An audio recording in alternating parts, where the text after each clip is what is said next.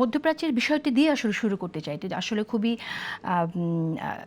সবার মাঝে একটা শঙ্কা জাগিয়েছে যে বাংলাদেশে বিশেষ করে একটি সরকার মাত্র দায়িত্ব নিয়েছে। সেই সরকারের জন্য এটা কত বড় চ্যালেঞ্জ। পাশাপাশি মধ্যপ্রাচ্যের যে দেশগুলোতে যারা আছেন তাদের জীবনের যে এখন বর্তমান অবস্থা আমরা দেখতে পাচ্ছি, ইরানের হামলার বিষয় নিয়েও কথা হচ্ছে। আপনার একটু মন্তব্য শুনে আগে আব্দুল সালাম। না, এটা তো অবশ্যই দুঃখজনক, নিন্দাজনক। এই ধরনের একটা হামলা কোনোভাবে এটা মানে সভ্য দুনিয়ায় এটা কোনোভাবেই মানে কাম্য না। আর স্বাভাবিকভাবে আজকে এই কারণে তো বাংলাদেশি যারা আজকে মধ্যপ্রাচ্যের বিভিন্ন দেশে অবস্থান করছেন তাদের ব্যাপারে তো একটু শঙ্কা আছেই।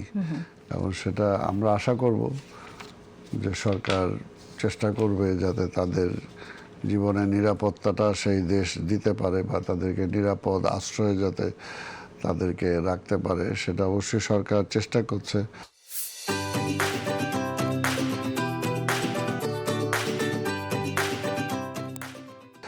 আপনারা দেখেছেন যে ইতিমধ্যেই আমাদের ক্রিকেট দলের সাবেক ক্যাপ্টেন মমিনুল তার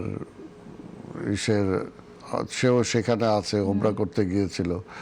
সেখানে আমি দেখলাম যে আমাদের ক্রীড়া প্রতিমন্ত্রী তাকে ফিরে আনার ব্যবস্থা করেছে, বোধহয় আজকে ফিরেও আসছে। মুশফিকের বোধহয় ফিরেও আসছে। অর্থাৎ সরকার যে তৎপর এটা আপনারা দেখতে পেয়েছেন যে গতকালকে মন্ত্রীরা এমপিরা কিন্তু ব্যস্ত ছিল এয়ারপোর্টে বিভিন্নভাবে এগুলোর সাথে কিভাবে সংযোগটা রাখা যায়। অর্থাৎ সরকার তৎপর। আমাদের মাননীয় প্রধানমন্ত্রী আসলে সারাক্ষণ তিনি তো জনগণের কল্যাণে যা যা করা দরকার তিনি সব কিছুই করছেন। তাকে এই ব্যাপারে সরকারের পক্ষ থেকে কোনো রকম গাফিলতি থাকবে না।